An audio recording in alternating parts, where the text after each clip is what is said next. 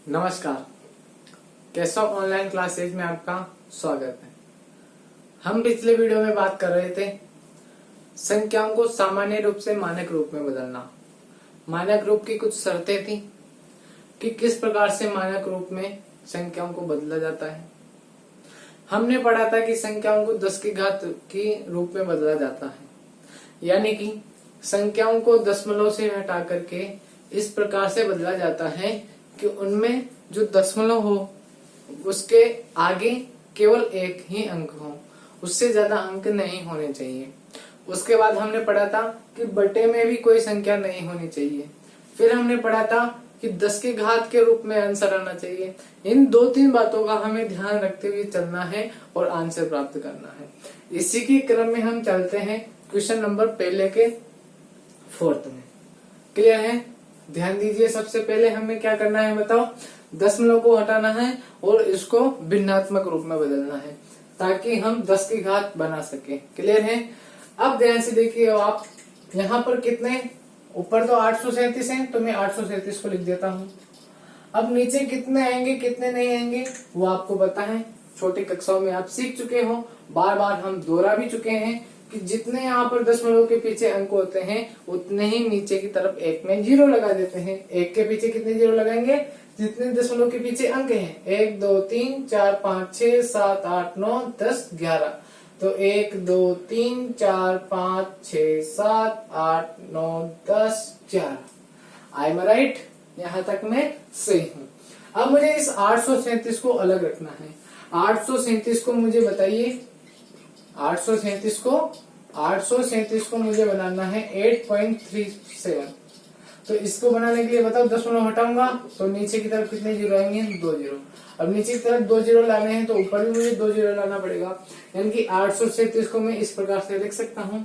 तो जैसे ही मैंने 837 को इस प्रकार से लिखा तो आपको दिख गया होगा कि 837 तो ये रहा, उसके नीचे कितने जीरो? 2 जीरो लगाए तो ऊपर की तरफ भी कितने जीरो लगा दूंगा बताओ? 2 जीरो लगा दूंगा। अच्छा, नीचे पहले से कितनी जीरो चल रही थी बताइए ध्यान से। पहले से ही नीचे कितनी जीरो चल रही थी? पहले से ही नीचे चल रही थी 1 2 3 4 5 6 7 8 9 10 11। तो यानी कि नीचे कितने जीरो? 1 2 3 4 5 6 7 8 9 10 11। क्लियर है? अब बताइए इस वाली जो फॉर्म है, इस वाली फॉर्म को तो हम क्या बना देंगे बताओ? 8.37 इंटू में 2 जीरो से 2 जीरो कट जाएगी, कितनी बचेगी? 1 2 3 4 5 6 7 8 9, यानी कि 1/10 की घात 9। अब इस 10 की घात 9 को बटे के रूप में से बटे के ऊपर ले जाना है तो क्या कर देंगे बताओ? 8.37 इंटू घातांक का नियम लगा देंगे। जैसे ही संख्या ऊपर जाएगी तो उसका घात का चिन्ह चेंज हो जाएगा और ये हमारा सामान्य रूप आ जाएगा। जल्दी से यहाँ तक इसको नोट कीजिए, फिर हम आगे की तरफ चलते हैं।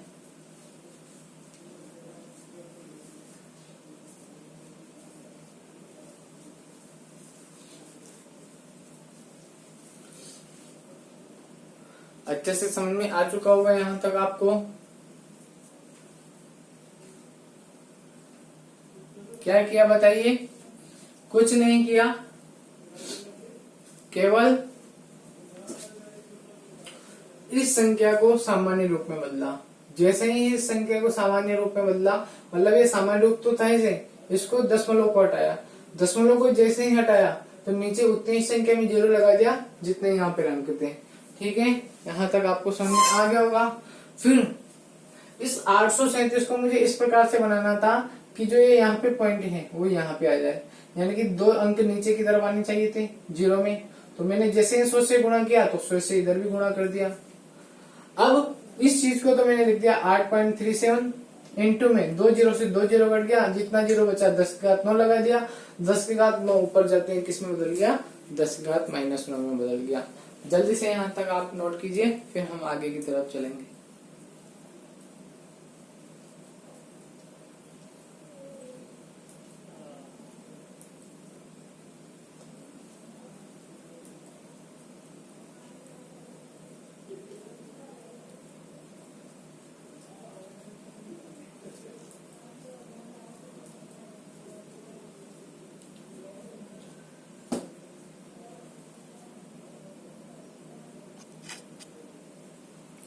लिख लिया होगा सभी ने।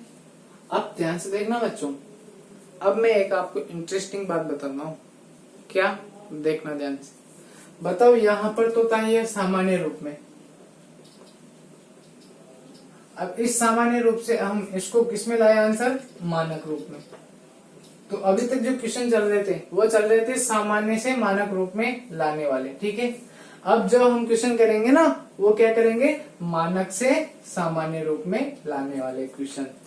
तो जल्दी से तैयार हो जाइए। जिसने इसको नोट नहीं किया हो वो जल्दी से इसको नोट कीजिए। फिर जल्दी से हम इसका उल्टा भी समझने की कोशिश करेंगे कि किस प्रकार से यहाँ से वापस से यहाँ आया जाता है। यहाँ से यहाँ आना तो आपने सीख लिया, अब यहाँ से वापस यहाँ जाना कैसे होता है, कैसे किया जाता है, वो सब हम एक बार देखेंगे। जल्दी से आप नोट कीजिए।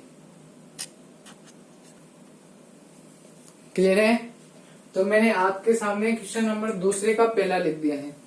पहले के जितने भी क्वेश्चन बच रहे हों, एक या दो, वो आप कर लेना, बहुत आसानी से आपको आ जाएंगे। दूसरे का पहला देखिए, दूसरा क्वेश्चन क्या कहता है? दूसरा क्वेश्चन कहता है कि जो आपके सामने ये मानक रूप लिखा हुआ है, इस मानक रूप को आप सामान्य रूप में बदल लो, यानी कि ये जो पहले जैसा था ना उसी में बदलिए। अब देखो ध्यान से, आपको ये दिख रहा होगा मानक रूप है, पॉइंट के पहले केवल एक अंक है, बटे में कोई है नहीं, 10 की घात में आंसर है, इसलिए ये मानक रूप है। अब इस मानक रूप को किस में बदलना है बताओ? सामान्य रूप में बदलना है। तो कुछ भी नहीं करना, केवल सोल्व करते जाओ और सिंपल सी संख्या ले आओ, वही तो सामान्य रूप है। तो आप क्या करेंगे बताओ? इस 10 की घात -6 को सोल्व करना स्टार्ट करोगे। बताइए 10 की घात -6 क्या हमको हल करना आता है? नहीं।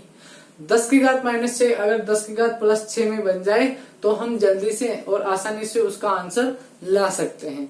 तो हम क्या करेंगे? 10 की घात -6 को बताओ, उस जब हम कर रहे थे क्वेश्चनों को तो 10 की घात नीचे से ऊपर ले जा रहे थे, माइनस बना रहे थे। अब की बात माइनस से प्लस बना देंगे। तो आप मुझे बताइए 10 की घात -6 ऊपर से जब नीचे आएगी तो किस में बदल जाएगी? 10 की घात +6 में। तो ये चला जाएगा 3.02। अब बताइए दशमलव हटा, जिसे ये दशमलव हम हटाएंगे तो ये बन जाएगा 302/100। I am right? क्योंकि दशमलव कैसे हटाते हैं? दशमलव हटाया तो बटे में उतने ही जीरो आ जाते हैं जितने वहां पर दशमलव के पीछे अंक थे। अब आप बताइए इनटू में 1/10 की घात 6 का मतलब क्या हो जाएगा? 10 की घात +6। ऐसे बताओ 302 ऊपर है, अब नीचे कितना जाएगा? 2 जीरो तो है, और 10 की घात 6 का मतलब कितना जाएगा? 6 जीरो। तो 2 जीरो तो है, 1 2 और इसके 6 जीरो, 1 2 3 4 5 6। अब इसको सामान्य रूप में बदलने के लिए आप इसको वापस से दशमलव वाली संख्या में बदल लीजिए। बताओ कैसे बदलते हैं? दशमलव कब कहाँ से लगता है? जितने यहाँ पर जीरो होते हैं, 1 2 3 4 5 6 7 8। तो 2 0 और 3। अब यहाँ पर पॉइंट लगेगा कहाँ पर? 8 अंक पीछे लगेगा। तो 1 2 3 तो हो गया, 4 5 6 7 और यहाँ पर 8 लगा दो और आगे की तरफ 0 लगा दो। यही आपका क्या हो जाएगा बताओ? सामान्य रूप हो जाएगा। जल्दी से आप इसको नोट कीजिए, फिर हम आगे की तरफ क्वेश्चन पे चलेंगे। कुछ नहीं करना ना, देखो कुछ नहीं करना, केवल जो हम अभी तक सीखते आए हैं छोटी क्लासों से उन्हीं का हमें उपयोग करना है और आसानी से आंसर लाना है। प्रश्नों में कुछ है नहीं, कुछ हमें करना ही नहीं ज्यादा, बस जो छोटी छोटी क्लासों में पढ़ा था कि किस प्रकार से दशमलव को हटाया जाता है, किस प्रकार से लाया जाता है, उनके बारे में हमें पढ़ना है। जल्दी से मैं अगला क्वेश्चन लिखने जा रहा हूँ, इसको आप लिखिए। बताइए, एक बार मैं समझा देता हूँ आपको कैसे क्या करना है। बताओ, पॉइंट हटाया यानी दशमलव हटाया, दशमलव के पीछे जितने अंक थे उतने ही जीरो लगा दिए। ऐसे ही ये 10 की घात -6 नीचे जाते हैं, 10 की घात +6 बन गई। 10 की घात 6 का मतलब होता है एक के पीछे कितने जीरो? 4 जीरो। 4 जीरो तो 6 जीरो, 6 जीरो तो इसके, 2 जीरो इसके, कितने हो गए? 1 2 3 4 5 6 7 8 जीरो। अब इसको दशमलव में बदलना है। दशमलव बदलने के लिए जितने अंक जितने जीरो होते हैं उतने अंक छोड़कर दशमलव लगा देते हैं। कितने अंक है? 8। तो 1 2 3 तो यहाँ हो गए, कितने जीरो लगा लेंगे पड़ेंगे? 5। 1 2 3 4 5 5 3 8। ये आपका सामान्य सा आंसर हो गया।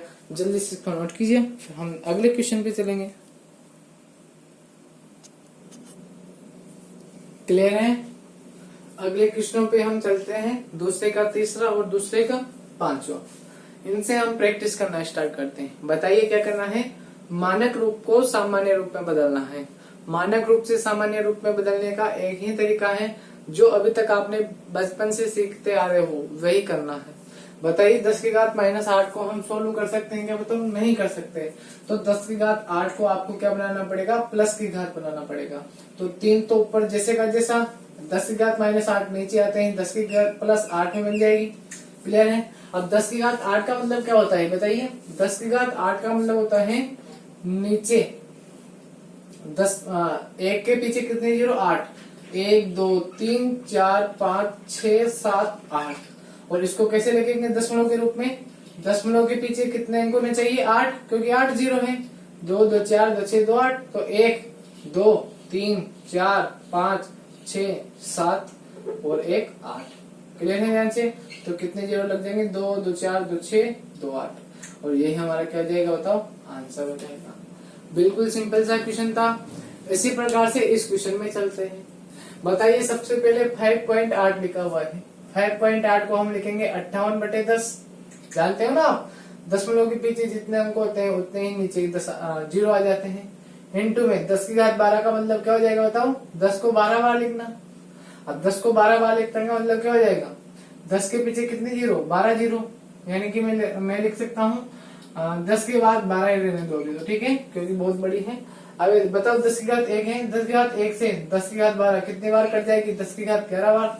यानी कि एक 10 से ऊपर का एक 10 कट जाएगा, तो केवल 11 बार 10 रह जाएंगे। अब 11 बार 10 का मतलब क्या है? कितने बार जीरो? 11 बार जीरो। तो 58 के पीछे मैं कितने जीरो लगा दूं? बताओ, 11 जीरो। 1 2 3 4 5 6 7 8 9 10 11। और यही हमारा क्या जाएगा? बताओ, आंसर हो जाएगा। तो इस प्रकार के बिल्कुल सिंपल क्वेश्चन हमें इस प्रश्नावली में सीखने हैं। जल्दी से आप इनको नोट कर सकते हो। देखिएगा क्या समझाया मैंने आपको कि 10 की घात -8 हमें सोल्व करना आता ही नहीं था। तो 10 की घात -8 को हमें 10 की घात +8 बनाना था। तो हमने घातांक का एक नियम पढ़ा था कि हम अगर संख्याओं को ऊपर से नीचे या नीचे से ऊपर ले जाते हैं तो उनकी घातों का चिन्ह चेंज हो जाता है। हमें वही करना था। जैसे हमने देखा 10 की घात -8 को हम नीचे लेकर गए तो -8 की जगह केवल 8 रह गया। अब 10 की घात 8 का मतलब होता है कितने जीरो? 8 जीरो। अब 8 जीरो का मतलब क्या हो जाएगा? अगर हमें 10 मान लो लगाना है तो दशमलव के पीछे कितने अंक होने चाहिए? 8 अंक होने चाहिए। हमने अंक लगाना स्टार्ट किया, 1 2 3 4 5 6 7 8। यही हमारा आंसर हो गया। इसके बाद वाला क्वेश्चन कहता है 5.8 इंटू 10 की घात +12। 10 की घात +12 का मतलब होता है 10 को कितनी बार लिखा जा रहा है? होगा 12 बार। 5.8 को हम जैसे मैंने दशमलव लगाया तो 58/10 बन गया होगा। 10 की घात 12 यानी कि 10 को 12 बार लिखा गया होगा। अब उन 10 की घात 12 जो 12 बार 10 लिखे गए थे उनमें से एक 10 कट जाएगा नीचे वाला, तो 10 की घात 11 ही रह जाएगा। और 10 की घात 11 का मतलब कितने जीरो? 11 जीरो। तो 1 2 3 4 5 6 7 8 9 10 11। यही हमारा आंसर हो जाएगा। जल्दी से इसको नोट कीजिए, फिर हम आगे की तरफ चलेंगे। अगर कोई प्रॉब्लम हो किसी को तो वह मुझसे पूछ सकता है, बेझिझक मेरे से व्हाट्सएप पे बात कर सकता है, कोई भी कंफ्यूजन हो तो। क्लियर है? क्योंकि आप सब विद्यार्थी हो और मैं आपको पढ़ाने वाला हूं। मैं आपके बड़े भाई की तरह हूं, तो आप मुझे कोई सी भी परेशानी हो उसको मुझे बता सकते हो ताकि मैं उसको सोल्व कर सकूं। क्लियर है? कोई भी प्रॉब्लम हो, कुछ समझ में नहीं आ रहा हो, किसी विषय में दिक्कत हो तो मुझसे आप बोल सकते हो, कुछ भी कह सकते हो। ओके? सबके पास व्हाट्सएप नंबर है सही, तो आप बता सकते हो।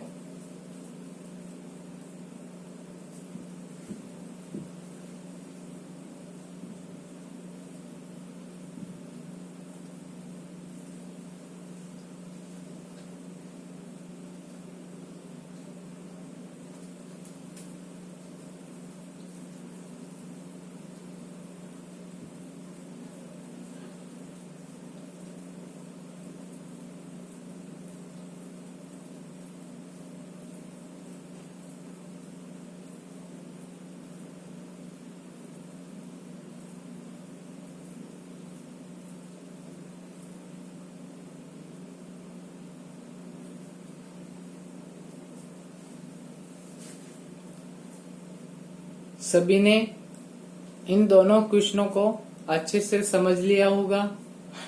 अब आप बहुत अच्छी स्थिति में हैं। इस प्रश्नावली के सभी क्वेश्चनों को आप कर सकते हो बेझिझक, बिना किसी बंदिश के, क्योंकि सभी चीजों को आपने इस प्रश्नावली में पढ़ लिया है। ज्यादा से ज्यादा एक लेक्चर और है इसका, यानी कि इसका एक और पार्ट बनेगा जिसमें यह वाली प्रश्नावली खत्म हो जाएगी। जल्दी से आप इसको नोट कीजिए, फिर हम अगले क्वेश्चन पर चलते हैं। देखिए क्वेश्चन नंबर 2 का 6 वाला पार्ट। जल्दी से क्वेश्चन को देखिए। क्या कर सकते हैं बताओ? क्वेश्चन क्या है? मानक रूप दिया हुआ है, इस मानक रूप से हमें सामान्य रूप में आंसर लाना है। तो सामान्य रूप में बदलने का एक ही तरीका है, जितना ज्यादा आप उसको सोल्व कर सको, जितना ज्यादा सरल कर सको, जितना ज्यादा सामान्य कर सको, वही सामान्य रूप होता है। तो सामान्य रूप के क्या कायदे हैं? कुछ नहीं है, केवल उसको सरल करते जाओ। 10 के अच्छे हैं तो इसको हम सामान्य लिख सकते हैं, नीचे नीचे ले जाने की आवश्यकता नहीं है, क्योंकि 10 के अच्छे को हम डायरेक्ट लिख सकते हैं। 10 को कितनी बार? 6 बार। अब केवल किसको हटाना है? इस दशमलव को हटाना है। जैसे हमने दशमलव को देखा, दशमलव के पीछे कितने अंक है? 1 2 3 4 5 अंक है, तो मैं लिख सकता हूँ 361492। क्लियर है? और नीचे कितने जीरो लगा सकता हूँ? 2 2 4 1 5, 1 2 3 4 5। अच्छा 10 के बाद 6 का मतलब कितना जाएगा? 10 कितनी बार? 6 बार, यानी कि 10 1 के पीछे कितने जीरो? 6। 2 2 4 2 6। बताइए 5 जीरो से 5 जीरो कट गए, तो बताइए कितने जीरो बचा? एक जीरो को इसके पीछे लगा दो तो ये बन जाएगा 361492 और यही हमारा क्या हो जाएगा बताओ? सामान्य रूप हो जाएगा। तो बहुत सीधे सीधे क्वेश्चन थे ना, देखो, जो आपने आसानी से कर लिए होंगे। बहुत सिंपल क्वेश्चन थे, कुछ करना ही नहीं था। क्या करना था? केवल एक ही चीज समझ ली थी कि कैसे न कैसे हमें करके इसको सामान्य रूप में बदलना है। सामान्य रूप का मतलब इसको सोल्व करना है, हल करना है, या सरलतम रूप में लाना है। सरलतम रूप में लाने के लिए हमें घातों वातों को हटाना पड़ेगा, दशमलव को हटाना पड़ेगा। अब दशमलव हटाने के लिए बताओ कि जितने अंक पीछे होते हैं उतने ही नीचे जीरो लगा देते हैं। 5 अंक थे तो 5 जीरो लगा दिए। 10 का अच्छे का मतलब जीरो कितनी बार आ जाएगा? 6 बार आ जाएगा। 5 जीरो से 5 जीरो कट जाएगा, 1 जीरो बचेगा। अब किसी संख्या को 10 से गुणा करते हैं तो पीछे 1 जीरो लगा देते हैं और वही हमारा आंसर हो जाता है। जल्दी से आप इसको नोट कीजिए, फिर हम अगले प्रश्नों की तरफ चलेंगे।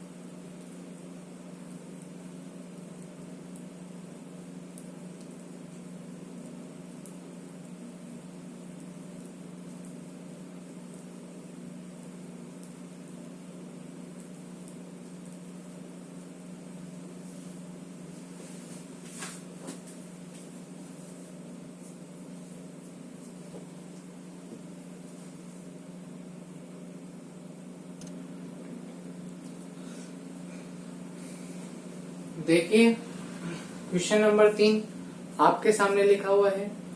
जितने भी क्वेश्चन अब दूसरे के बचे हुए हैं उनको आप कर सकते हो। बहुत ही सीधी सीधी प्रश्नावलियां हैं बच्चों।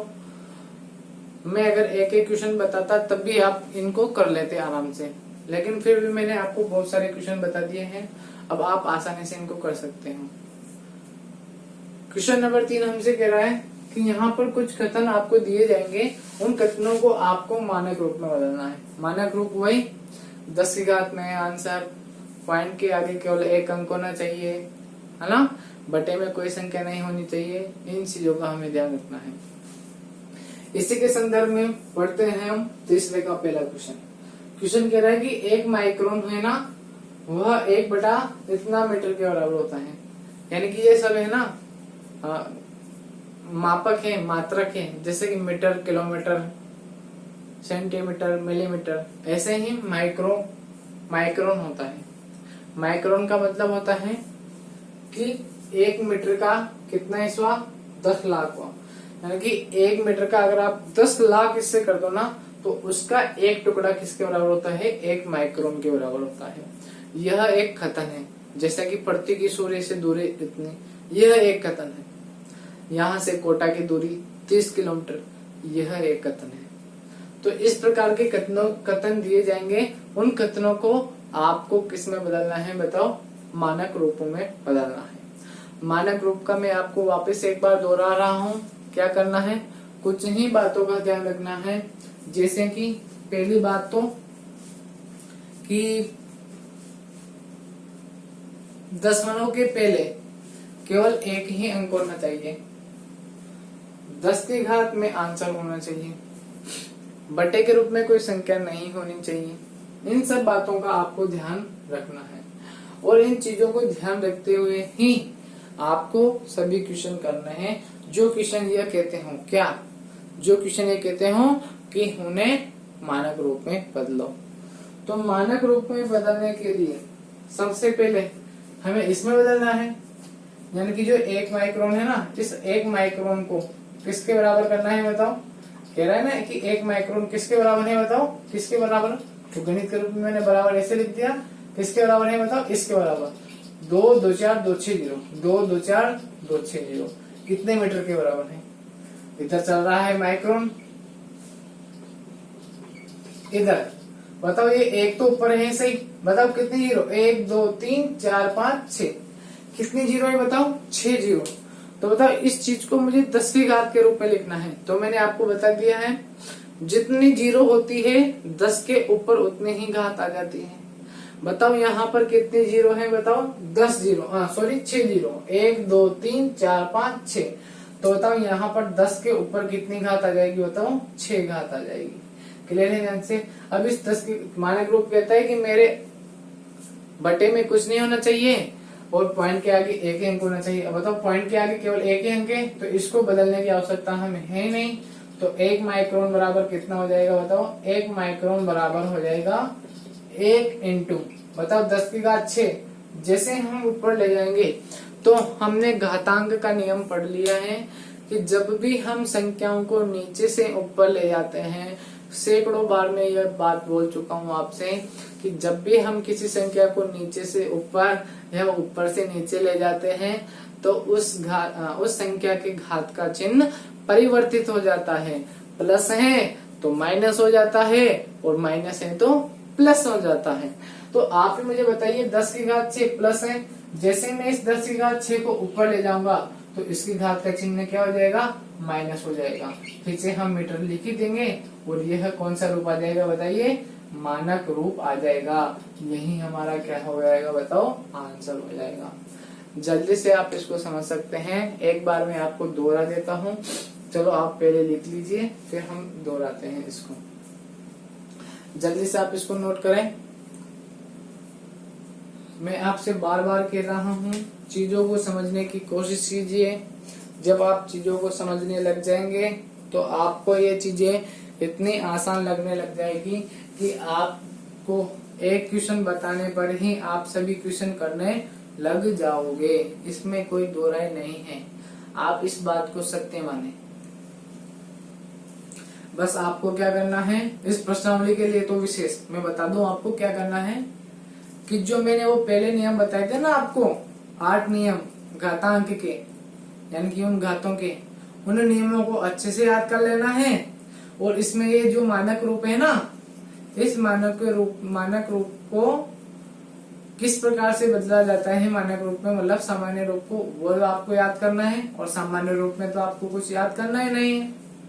अब मानक रूप में कैसे बदलते हैं उसके लिए कोई 2-3 बातें ही तो है। पहली बात तो कि दशमलव के आगे केवल एक ही अंक होना चाहिए, बटे में कोई संख्या नहीं होनी चाहिए, है ना। दूसरी बात थी, पहली बात थी कि दशमलव के आगे केवल एक अंक होना चाहिए, बटे में कोई संख्या नहीं होनी चाहिए, ये दूसरी बात थी। तीसरी बात हो जाएगी कि इसका आंसर 10 की घात के रूप में होना चाहिए। अब वो प्लस हो माइनस हो उससे हमें कोई मतलब नहीं है, बस 10 की घात के रूप में आंसर आना चाहिए। इस प्रकार से आप आसानी से क्वेश्चनों को हल कर सकते हो और समझ सकते हो, कोई प्रॉब्लम नहीं होनी चाहिए। एक बार वापस से समझे इसको। लिख लिया होगा सभी ने? लिख लिया? लिख लो, चलो लिख लो। अगर नहीं लिखा हो तो फिर हम आगे की तरफ और क्वेश्चनों के बारे में जानेंगे।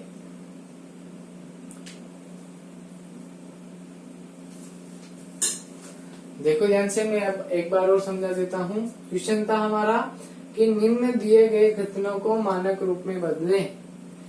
कथन क्या है कि 1 माइक्रोन है ना, वह 1/10 लाख मीटर के बराबर होता है। यानी कि 1 माइक्रोन किसके बराबर होता है? 1 मीटर का आप कितना हिस्सा कर दो बताओ? 10 लाख हिस्सा कर दो तो वह जो एक हिस्सा होता है वह 1 माइक्रोन के बराबर होता है। यानी कि 1 माइक्रोन बराबर 1/10 लाख मीटर। क्लियर है? अब इस 10 लाख को हमें 10 की घात के रूप में बनाना था, तो कैसे बनाते हैं? 10 के ऊपर घात उतनी ही लगाते हैं जितने यहाँ पर जीरो आते हैं। कितने जीरो है बताओ? 1 2 3 4 5 6, तो 10 की घात 6। अब इस 10 की घात 6 को हम बटे के नीचे नहीं रख सकते हैं। क्यों? क्योंकि मानक रूप कहता है हमसे, क्या कहता है मानक रूप हमसे कहता है कि आप बटे के नीचे कोई संख्या हो तो उसको ऊपर ले जाइए। क्लियर है? अब हम जानते हैं कोई भी संख्या नीचे से ऊपर या ऊपर से नीचे आ जाती है तो वह अपनी घात के चिन्ह को परिवर्तित कर बैठती है। अब जैसे ही यहाँ पर 10 की घात 6 ऊपर जाएगा तो किस में बदल जाएगा बताओ? 10 की घात -6 में बदल जाएगा। बहुत अच्छे से आपको ये चीज समझ में आ चुकी होगी। और यह जो रूप होगा वो कौन सा रूप हो जाएगा बताओ? मानक रूप हो जाएगा। बहुत अच्छे से आपको ये चीजें समझ में आने लग गई होगी। जल्दी से इसको नोट कीजिए, फिर हम आगे की तरफ चलेंगे। कर लिया होगा? कुछ मैं आपको बातें बता दूं, वापस से मैं दोहरा रहा हूं। अभी मैंने बोला था कि अगर आपको इस प्रश्नावली को स्ट्रॉन्ग करना है, बहुत अच्छा करना है, पूरे में से पूरे नंबर लाना है, भविष्य के लिए अच्छा करना है, तो 2 ही बातें हैं जो मैं आपको याद करने के लिए कह रहा हूँ, समझने के लिए कह रहा हूँ। पहली बात तो इसमें जो 12.1 में जो घातांक के नियम थे ना, वो इधर अपन लिखा करते थे। उन सभी नियमों को आपको आसानी से समझना है, सीखना है। नहीं आते हैं तो मेरे से पूछिए, मैं आपके लिए पूरे 24 घंटे उपलब्ध हूँ। मैं कह चुका हूँ फिर भी। दूसरी बात, 12.2 में हमें केवल एक चीज समझनी है कि मानक रूप क्या होता है। अब मानक रूप के लिए कुछ विशेषताएं हैं, उन विशेषताओं के बारे में हमें जानना था, वो हमने जान ली कि पॉइंट के आगे केवल एक अंक आना चाहिए। जैसे कि मैं यहाँ पे पॉइंट लिख सकता हूँ, है ना। 1.00 को मैं 1 ही लिखता हूँ, तो बताओ यहाँ पे 1 ही तो लिखा हुआ है। और यानी कि पॉइंट के आगे केवल एक ही अंक है। यानी कि पहली बात कि पॉइंट के आगे यानी कि दशमलव के आगे केवल एक ही अंक आना चाहिए, बटे में कोई संख्या नहीं होनी चाहिए, और आंसर 10 की घात के रूप में आना चाहिए। जल्दी से यहाँ तक इसको नोट कीजिएगा। फिर हम ठीक है, इस वीडियो में इतना ही काफी। अगले वीडियो में हम मिलते हैं, वहां तक के लिए बेस्ट ऑफ लक। क्वेश्चन करते रहिए, आपको अब पूरे क्वेश्चन इसमें आ जाएंगे, यह मेरी गारंटी है। क्वेश्चन करिए, घर पे लीजिए, अपने सेहत का ध्यान रखिए। Thank you.